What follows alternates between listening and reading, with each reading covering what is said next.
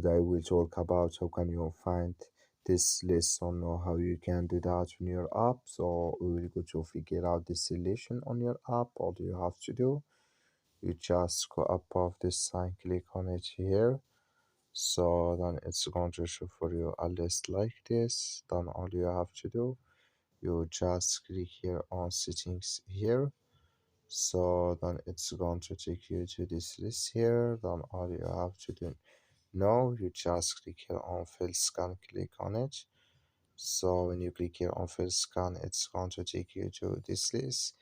Then all you have to do, you just go down, then you click here on scan editions here.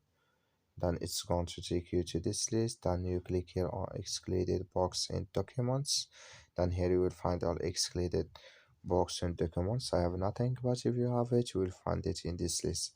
That's all you have to do. Thank you for watching. Don't forget to support us by liking and subscribe.